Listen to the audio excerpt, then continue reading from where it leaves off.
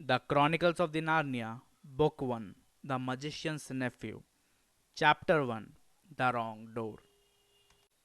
तो ये खूबसूरत किताबों में ले जाती है लंदन की तरफ, और लंदन में भी एक ऐसे टाइम पर जब लोग किताबें पढ़ा करते थे, ज़िंदगी थोड़ी ज़्यादा धीमी थी और शेरलॉक होम्स अभी भी एक बहुत फेमस चीज़ थी। हमारी मुलाकात होती है पॉली प्लमर नाम की एक छोटी सी लड़की से। हमें दिखाया जाता है कि पॉली प्लमर जिस जगह पर रहती है वो एक बहुत लंबी रो है घरों की, जो कि एक दूसरे से सट के लगे हुए हैं और सारे के सारे एकदम सेम हैं, अपार्टमेंट टाइप। अब हमें दिखाया जाता है कि भाई पॉली प्लमर जब एक दिन अपने गार्डन में आती है तो उसको अपने पड़ोस वाले घर में एक नया लड़का दिखता है, जिसको उसने वहाँ पर पहले कभी नहीं देखा था, क्योंकि उस घर में आज तक सिर्फ मिस्टर एंड्रयू कैटरली और मिसेस लेटी कैटरली ही रहते थे। और वो बताता है पॉली को कि किस तरीके से जहाँ पर वो पैदा हुआ है और जहाँ पर वो रह रहा था आज तक, वो जगह यहाँ से यानी कि लंदन से बहुत ज़्यादा शांत है। उसके पास एक घोड़ा भी है वहाँ पर, और वहाँ पे उसके गार्डन में एक नदी भी है। और वो लंदन को एक होल बुलाता है। और फिर उन दोनों में यही तो मैं चल रही होती है कि भाई लंदन एक होल नहीं है, ऐसा पॉली कहती है और डिग्री कहता है कि ये बकवास जगह है। तभी डिग्री मेंशन करता है कि ये जगह बहुत ही बेकार है, क्योंकि यहाँ पर उसे अपने अंकल और आंट के साथ रहना पड़ रहा है।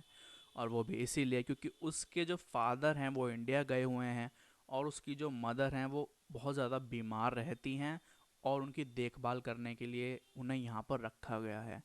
और उनकी हालत इतनी ख़राब है कि वो बहुत जल्द अपनी जान गंवाने वाली हैं। जैसे ये बात होती है तो पॉली थोड़ा सा टॉपिक चेंज करती है और वो लोग बात करने लगते हैं उसके अंकल एंड्रयू कैटरली के बारे में। वो दोनों डिस्कस करते रहते हैं किस तरीके से वो एक बावला इंसान है। पॉली पूछती है कि ये तुम्हारे अंकल कोई बावले से हैं क्या, मतलब पागल से हैं क्या। तो उसे अपने एक्सपीरियंसेस बताता है यहाँ पे रहने के, कि भाई अंकल एंड्रयू छत के कमरे में पता नहीं क्या क्या करते रहते हैं, इधर उधर घूमते रहते हैं दिन रात। जब भी मैं उठता हूँ सोता हूँ तो मुझे उनके ऊपर नीचे चढ़ने की आवाज़ें आती रहती हैं। फिर वो दोनों ऐसे डिस्कस करने लगते हैं कि कहीं वो कोई पायरेट तो नहीं है, और यही बच्चों वाली थोड़ी बहुत बातें करने लगते हैं। उसके बाद हमें बताया जाता है कि पॉली, जैसे कि मैंने बताया था कि पॉली जहाँ पर रहती है वो सारे घर एक रो में सटके लगे हुए हैं। और पॉली ने बहुत पहले ही एक चीज़ डिस्कवर कर ली थी कि अगर वो अपनी छत पे एक सही जगह पर चढ़ जाए तो उसे अपनी घर की छत के ऊपर एक खाली स्पेस मिल सकता है, जो कि बहुत बड़ा है, जहाँ पर कोई ढंग से फ्लोर नहीं बना हुआ, सिर्फ लेंटर पड़े हुए हैं और प्लास्टर गिरा हुआ है हर तरफ।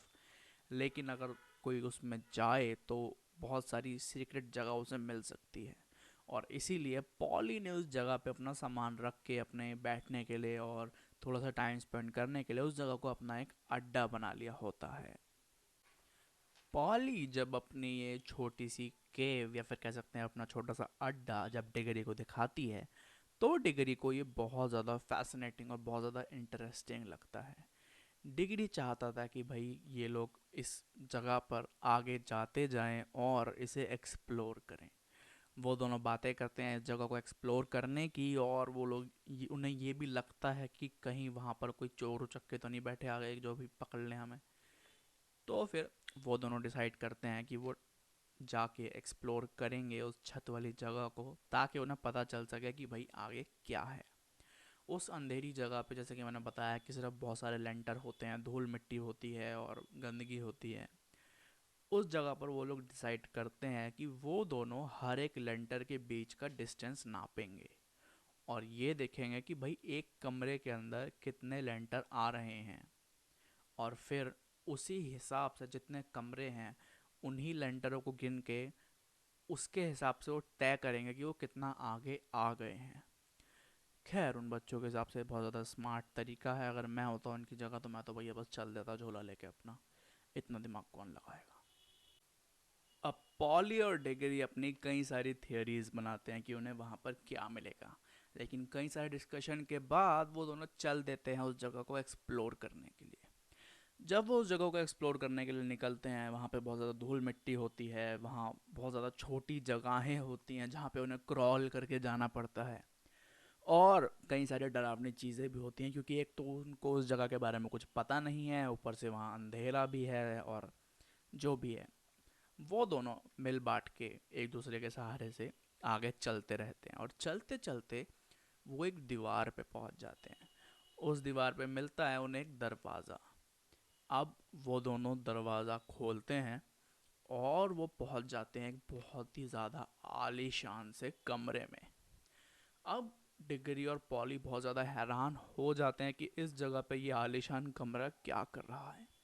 वो पॉली अपनी मोमबत्ती बुझाती है, कमरे में जाती है, और वो कमरा बहुत ज़्यादा खूबसूरत होता है।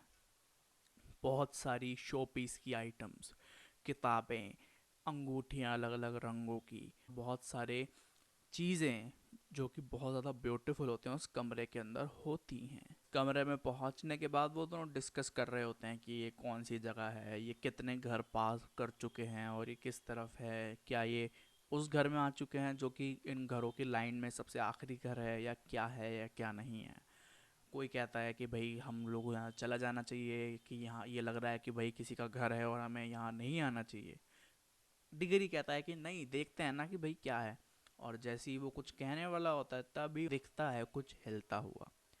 वो दोनों देखते हैं, उन्हें दिखते हैं अंकल एंड्रयू कैटरली, यानी कि डिगरी के अंकल। अब डिगरी के अंकल को देख के डिगरी बहुत ज़्यादा शॉक हो जाता है, बहुत ज़्यादा हैरान हो जाता है और डर भी जाता है। पॉली इतना ज़्यादा नहीं डरती, लेकिन थोड़ी देर में उसको भी एहसास हो जाता है कि भाई बात डरने की है। फिर अंकल एंड्रयू की हमें अपीयरेंस पता चलती है। वो बहुत ज़्यादा ढीले ढाले से, पतले से होते हैं, झाड़ू जैसे उनके बाल होते हैं, क्लीन शेवन लुक होता है, बहुत ही नुकीली सी नाक होती है, और बहुत ही लंबे से और पतले से होते हैं। अंकल एंड्रयू उन दोनों को देख के मुस्कुराते हैं, और जिस दरवाजे से वो आए थे उस दरवाजे को बंद करके उसमें लॉक लगा देते हैं। वो डिगरी रियलाइज़ कर लेता है कि वो दोनों जिस जगह पर पहुँचे हैं वो कोई और घर नहीं है, वो उसी का घर है जहाँ पर वो रहता है, और वो उसी जगह पर हैं, उसी स्टडी में है जहाँ पर उसे जाना अलाउड नहीं है। अंकल एंड्रयू उन दोनों को देख के मुस्कुराते हैं, अपने दांत दिखाने लगते हैं, उनके पीछे का दरवाज़ा बंद कर देते हैं और कहते हैं कि तुम बच्चे बहुत ही सही समय पे आए हो। पॉली कहती है कि डिनर का टाइम हो चुका है, मुझे अब चलना चाहिए, लेकिन अंकल एंड्रयू उन्हें जाने के लिए मना कर देते हैं। डिगरी जैसे ही दरवाजे की तरफ जाता है, अंकल एंड्रयू उसके पीछे से दरवाज़ा दोबारा बंद कर देते हैं और उनके सामने आके खड़े हो जाते हैं। डिगरी और पॉली कहते हैं कि अब डिनर का टाइम हो चुका है, सब हमें ढूंढ रहे होंगे और हमें चलना चाहिए, क्योंकि डिगरी को बहुत ही अजीब सा फील हो रहा होता है। और उसके हिसाब से अंकल एंड्रयू आज रोज़ से बहुत ज़्यादा अजीब लग रहे थे। और फिर अंकल एंड्रयू का मन बदलता है और वो कहते हैं हाँ, तुम लोग बिल्कुल ठीक कह रहे हो, तुम लोगों को चले जाना चाहिए। पॉली उनकी बातों का विश्वास करने लगती है और ये सोचने लगती है कि भाई ये बंदा इतना बुरा भी नहीं है। फिर अंकल एंड्रयू पॉली को एक रिंग ऑफर करते हैं जो कि उस कमरे में रखी हुई थी। वहाँ पर कुछ येलो रिंग्स थी, कुछ ग्रीन रिंग्स थी। तो अंकल एंड्रू कहते हैं कि पॉली, तुम पहली बार यहाँ आई हो और तुम बहुत ज़्यादा खूबसूरत हो, और एक खूबसूरत लड़की जब मेरे स्टडी में आई है तो मैं उसे बिना कुछ गिफ्ट किए जाने नहीं दे सकता। अंकल एंड्रू उसे वो रिंग गिफ्ट करते हैं, वो रिंग ऑफर करते हैं। पॉली कहती है कि क्या मैं वो ग्रीन रिंग्स ले सकती हूँ, तो वो कहते हैं कि नहीं, ग्रीन तो नहीं, लेकिन तुम येलो वाली ज़रूर ले सकती हो। तो देखो पहन के, जो भी तुम्हें पसंद आया तुम वो येलो रिंग ले सकती हो।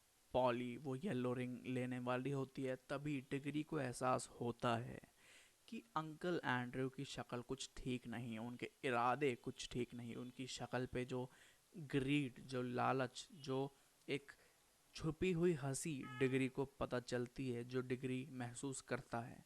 वो तभी पॉली को बोलता है कि पॉली, मत लो उन अंगूठियों को, मत हाथ लगाओ, मत लो उसे। लेकिन तभी पॉली एक येलो रिंग उठा लेती है और वहाँ पे एक बहुत जोर की फ्लैश होती है, एक बहुत बड़ी, बहुत जोर की रोशनी होती है, ना कोई आवाज़ होती है, कुछ नहीं होता। और जब वो रोशनी ख़त्म हो जाती है तो उस कमरे में सिर्फ एंड्रयू और डिगरी बचते हैं और पॉली गायब हो जाती है।